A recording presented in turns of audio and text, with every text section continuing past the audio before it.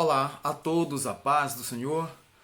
Gostaria de ler contigo Jeremias capítulo 52, a partir do versículo 28, que diz: Este é o povo que Nabucodonosor levou cativo no 7º ano, 3.023 judeus. No ano 18º de Nabucodonosor, ele levou cativas de Jerusalém 832 almas. No ano 23º de Nabucodonosor, Nebuzaradã, capitão da guarda, levou cativos dentre os judeus 745 almas.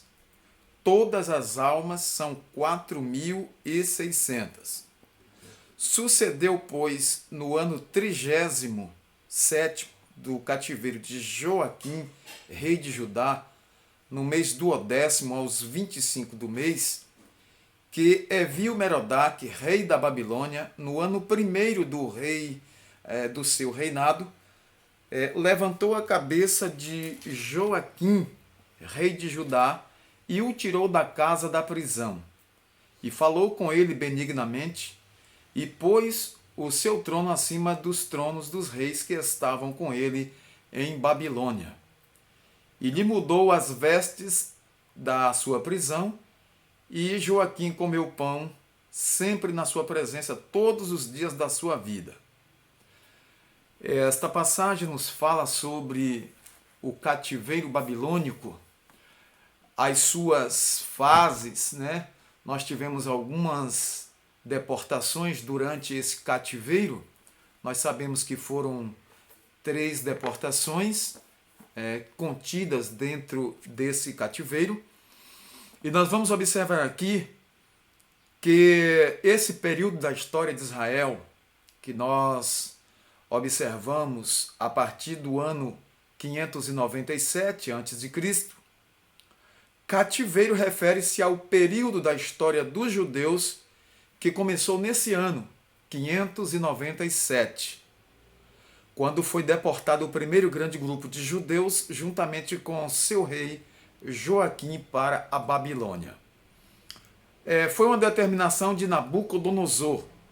Esse período terminou no ano 538 a.C. Claro, você deve notar que os anos eram em fase decrescente, contagem decrescente.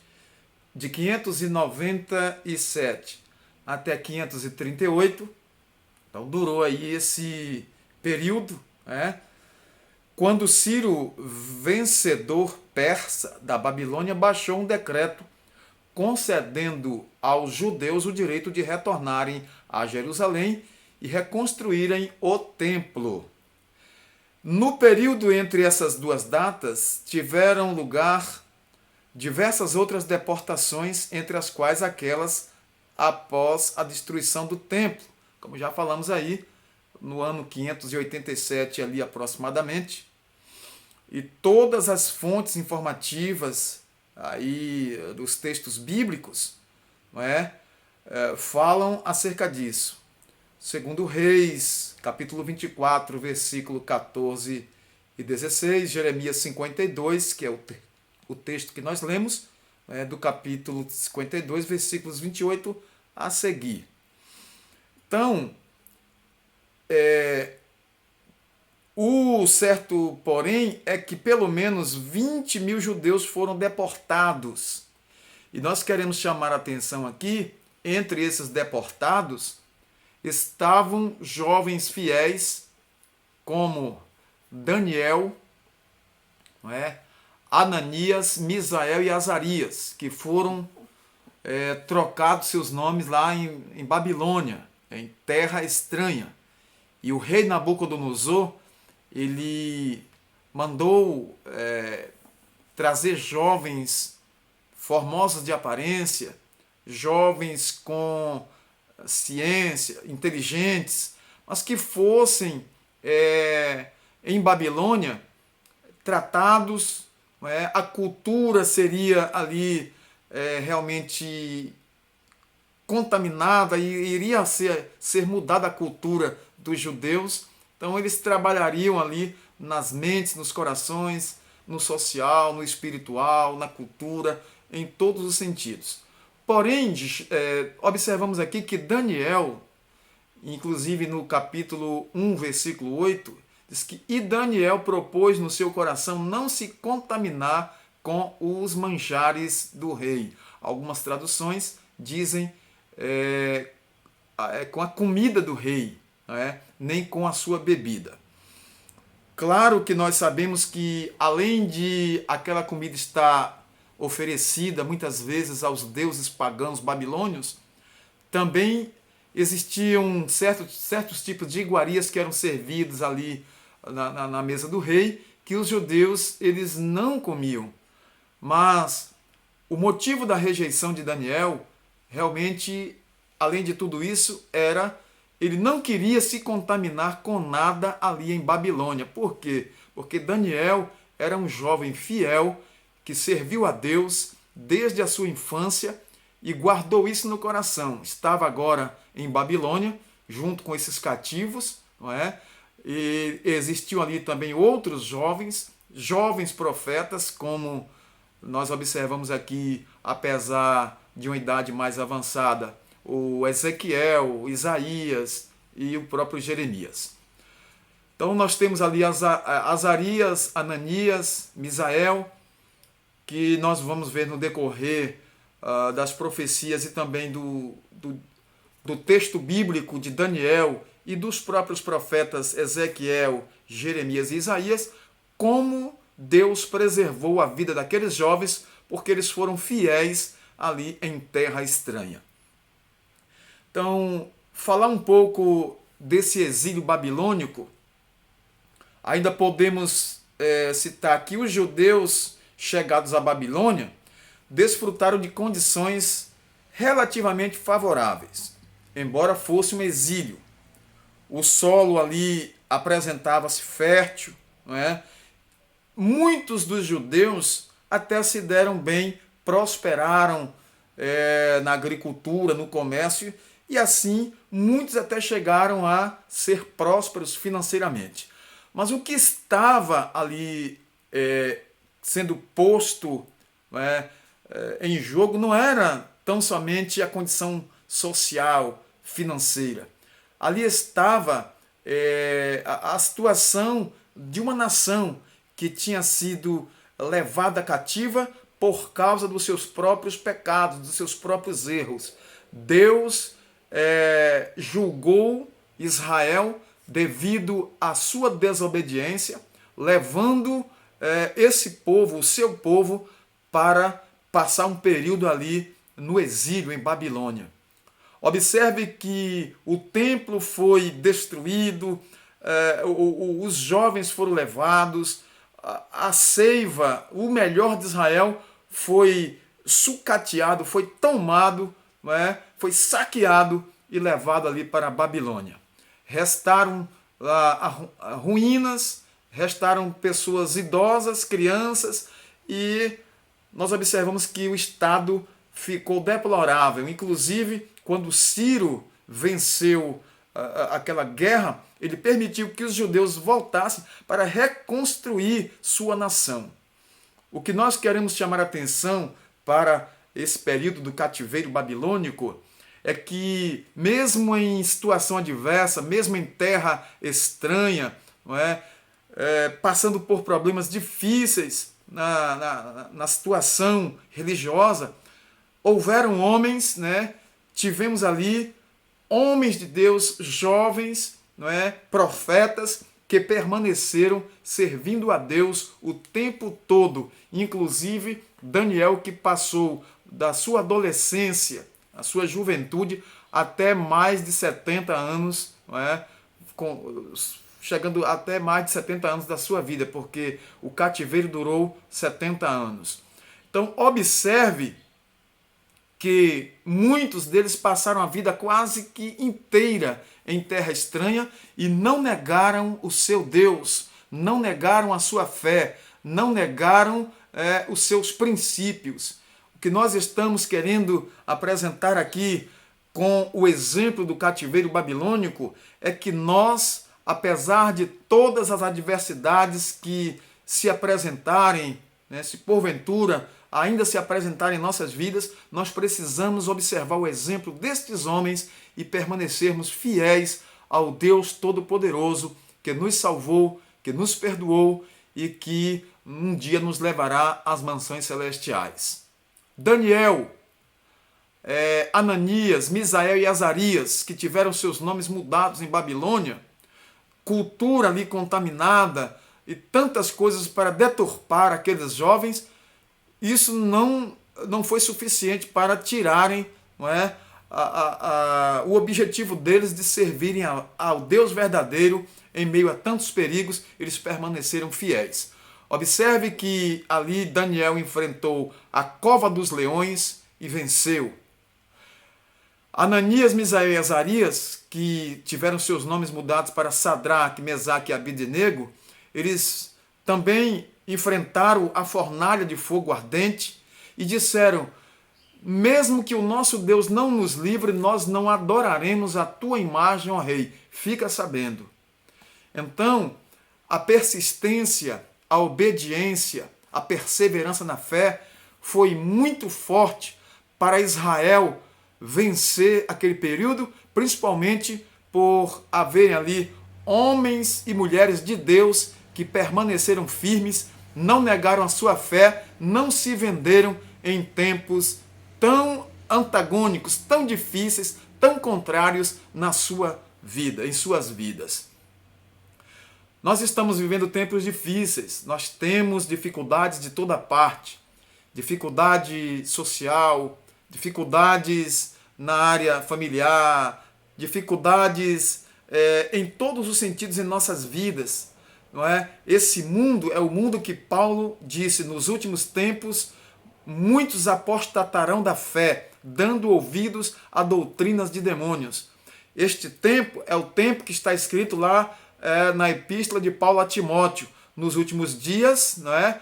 Espíritos enganadores enganariam as pessoas por toda parte. Meu querido irmão, minha querida irmã, nós servimos a um Deus todo-poderoso. Nós não podemos renegar ou negar a nossa fé. Nós temos um Deus que está nos céus e contempla a nossa vida, está conosco. Ele diz: estarei convosco todos os dias até a consumação dos séculos. Ele vê a tua situação, ele te conhece, ele me conhece. Tenhamos cuidado com o que nós estamos vendo, o que nós estamos falando, o que nós estamos fazendo, o que vamos fazer. Tenhamos cuidado com a nossa fé, com a nossa vida. Tenhamos integridade para não perdermos a nossa bênção. Porque se nós não vigiarmos, se nós não cuidarmos, nós perderemos a nossa bênção. Observe que Esaú, ele não deu valor à sua primogenitura e trocou ali por algo banal, não é? Observe que homens falharam e sucumbiram porque não valorizaram o Deus que eles serviam. Então valorize a presença de Deus na sua vida. Esteja alerta e atenta nestes últimos dias, porque o inimigo das nossas almas, ele vive em derredor, bramando como se fosse leão, buscando a quem possa tragar. O cativeiro, nós podemos observar, foi um período de punição de Deus para o seu povo, Israel. Mas a punição de Deus, ela não vem para destruir, ela vem para restaurar, ela vem para aplicar o remédio e restaurar a vida, resgatar. Deus não tem prazer na morte do ímpio. Deus não quer que ninguém se perca, mas que todos venham ao pleno conhecimento da verdade. Deus quer que o homem se salve, porque está escrito em Atos dos Apóstolos, capítulo 17, não é? A partir do versículo 31, que Deus tem determinado um dia em que com justiça há de julgar o mundo. Mas Deus não tem em conta os tempos da ignorância, mas quer que todos se salvem. Observe que a mensagem que Paulo pregava nas suas viagens missionárias desde a sua primeira viagem até a terceira viagem missionária, era uma mensagem de salvação, de libertação, de resgate, de perdão. Então, para o povo de Israel, o exílio, o cativeiro, serviu para lição, serviu como escola. Foi doído, doeu, foi cruel, mas Deus sabe tratar com o seu povo. Nestes últimos dias que estamos vivendo, tantas coisas que estão acontecendo, nós não podemos questionar Deus, por que isto? Deus está no controle de todas as coisas. Deus nunca perdeu o controle da tua vida, da minha vida, o controle da nação, das nações, dos reinos. Deus não perde o controle de nada. Ele ainda é o Deus que domina e que controla todas as coisas. Então, tanto o cativeiro assírio quanto o cativeiro babilônico foram preditos pelos profetas do Antigo Testamento como castigo e como provação de Deus para resgatar vidas e recuperar o seu povo que estava sendo muito desobediente. É verdade que todos esses fatores causaram dores, sofrimentos e até mortes, infelizmente, mas redundou em restauração, em bênção para Israel, o povo de Deus. Nestes dias que estamos vivendo, de tantas moléstias, de tantas coisas, de tanta violência, tantas coisas absurdas acontecendo, nós precisamos levantar as nossas cabeças, dobrar os nossos joelhos, ou muitas vezes até colocar nosso rosto no pó e orar ao Senhor nosso Deus, pedindo misericórdia pela nação, pelo mundo inteiro, que está passando por um período muito difícil, com guerras, rumores de guerras, sofrimento, pestilências. A pandemia ainda persiste, ainda tem contaminação por todos os lugares. Então nós estamos num tempo muito difícil, mas observamos uma coisa que a frieza espiritual, ela também está muito latente nestes últimos dias. Deus quer restaurar vidas, Deus quer salvar almas, Deus quer levantar o seu povo como um povo forte, valoroso, mas nós precisamos atentar para o que diz a palavra de Deus. O salmista disse: uma coisa pedi ao Senhor e sempre buscarei, que possa morar na casa do Senhor todos os dias da minha vida. Falou sobre a mensagem da Bíblia, a palavra disse lá no Salmo 119, 105, lâmpada para os meus pés é a tua palavra e luz para o meu caminho. Então nós precisamos confiar mais neste Deus Todo-Poderoso. Eu sei que há uma preocupação nesse instante, com uma expectativa do que pode acontecer, mas tenhamos a certeza, não importa o que aconteça, maior é o que está conosco. Deus está com você, Deus está comigo, Deus está contigo. Tenha fé, tenha segurança em Deus. Esse Deus que nós servimos é um Deus maravilhoso, que não abandona o seu povo. É um Deus que está conosco todos os dias, até a consumação deste século. Agora precisamos, como Daniel, Ananias, Misael e Azarias, brilhar como luz, talvez em situações adversas, que nós ainda tenhamos que passar. Passando por situações difíceis ou não, nós precisamos permanecer fiéis, como aprendemos desde o princípio. Nós não negaremos a nossa fé. Nós não arredaremos o pé da casa do Senhor. Nós continuaremos transmitindo esta palavra gloriosa aos quatro cantos da terra. Nós continuaremos sendo sal e luz dessa terra para a glória e honra do nome do Senhor. Nós não somos nada, somos apenas instrumentos de Deus. Não somos melhores do que ninguém. Nós precisamos ser diferentes. Nós precisamos brilhar, nós precisamos fazer diferença. Porque o profeta Malaquias disse: e então vereis a diferença entre aquele que serve e aquele que não serve a Deus. Deus pune? Pune. Por quê? Porque o pecado o pecado ele provoca a ira de Deus. O que estamos vendo nesses últimos tempos é a multiplicação do pecado na face da terra, inclusive no nosso Brasil, a coisa está alcançando níveis alarmantes.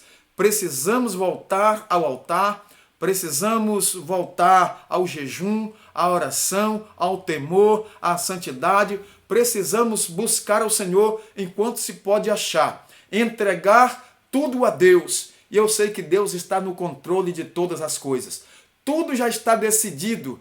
O Senhor já sabe o que vai acontecer. Se Deus, que controla a minha vida, sabe o que vai acontecer e eu sirvo ao Senhor, eu estou tranquilo, descansado no Senhor. Eu estou esperando em Deus, porque quem espera em Deus sempre alcançará a vitória. E nós somos mais do que vitoriosos por aquele que nos amou, diz a palavra de Deus, disse o apóstolo Paulo, e assim nós repetimos. Nós somos vitoriosos em Cristo Jesus. Então, meus queridos, o cativeiro foi um período muito doloroso para Israel, mas também de aprendizado. Veja a vida do profeta Ezequiel, que profetizou ali em Babilônia. Veja Ezequiel, veja Isaías, Jeremias, e veja o profeta Daniel, homem de oração, orava 3 vezes ao dia, era homem de oração. Então, a oração é a respiração da alma e nós precisamos buscar esse recurso cada dia mais para vencermos nossos desafios. Eu sei que o cativeiro babilônico foi muito doloroso ver o povo de Deus passar aquele período tão tenebroso, vamos dizer assim, em terra estranha. Mas ao mesmo tempo, nós podemos dizer que coisa gloriosa é ver nas páginas da Bíblia Sagrada a vida de Daniel, de Ananias, Misael, Azarias e outros judeus que triunfaram em terra estranha e não desvaneceram na fé. Que coisa gloriosa! Nos dias em que estamos vivendo, nós precisamos ser mais crentes, mais cristãos, ser mais fiéis ao nosso Deus e deixar de tantas coisas que Deus não se agrada. Vamos focar na palavra de Deus, vamos confiar no Senhor. Tudo já deu certo, já deu tudo certo. Tenha certeza, a vitória é do povo de Deus. Amigo, você que não é evangélico, você que não ainda fez a sua decisão, eu estou aqui falando da palavra de Deus. Venha servir a Deus. A salvação, ela é individual. Deus amou o mundo de tal maneira que deu seu Filho unigênito para que todo aquele que nele crê não pereça, mas tenha a vida eterna. Deus não quer que ninguém pereça, nem se perca, porque o destino de nossa alma, nós decidimos se nós queremos servir a Deus e um dia estar na glória com Deus, ou se rejeitamos a este Deus e também um dia estaremos para sempre longe e distante dele. Deus deixa para você decidir. Ele te chama, ele te ama. Agora você decide. Você quer fazer parte desse povo que um dia vai morar no céu? Então aceite a palavra de Deus, receba Cristo como seu Salvador pessoal. Deus é o Deus que trata assim o seu povo, mas Deus trata dessa forma porque Ele não quer que ninguém se perca, Ele não quer que ninguém pereça, mas que todos venham ao pleno conhecimento da salvação e um dia esteja glorificando e exaltando a Ele na glória celeste. A todos o nosso muito obrigado, que Deus fale fortemente em seus corações. Deixo aqui mais um último aviso. Você que é cristão, não negue o seu princípio, não negue o que você aprendeu. Seja firme, seja seguro do que você aprendeu. Não se venda, não troque seus valores, não venda seus valores, não se corrompa, mas fica firme, porque o Senhor Jesus Cristo derramou o seu sangue na cruz para te salvar. Você precisa honrar a essa fé que um dia você abraçou. Deus te abençoe, que o Senhor te guarde, te proteja, que você seja firme, um cristão convicto, um cristão que não nega a sua fé e que não joga no ralo tudo aquilo que você aprendeu. Fica firme, Jesus está voltando. A todos o nosso muito obrigado. Você que não é inscrito neste canal, inscreva-se e ative o sininho de notificações para receber nossos vídeos em primeira mão. A todos nosso muito obrigado. Nós queremos agradecer a sua atenção. Quero fazer uma oração orando ao nosso Deus em meu favor e em teu favor nesse instante. Querido Deus e eterno Pai, nós te glorificamos nesta hora, bendizemos o teu nome, Senhor, agradecidos pelo privilégio de estar na tua presença, glorificando o teu nome aqui através do YouTube, através dessa plataforma digital, levando a tua palavra e agora fazendo menção do teu nome como o Deus poderoso, o Deus eterno, o Deus bendito, o Deus a quem servimos. Eu te glorifico, eu te exalto, porque tu és o Deus da minha vida e o Deus a quem eu sirvo. Por isso eu falo de ti e eu sei que o Senhor é o Deus que salva, que cura, que batiza, o Deus que prepara o homem para levar ao céu. Em nome de Jesus, o teu Filho, Senhor, eu te agradeço por tudo e peço a tua bênção sobre o nosso ouvinte, sobre todos aqueles que estão ouvindo esta mensagem, esta oração nesse instante. É o que eu te peço e te agradeço em nome do teu Filho Jesus. Amém. Deus abençoe a todos.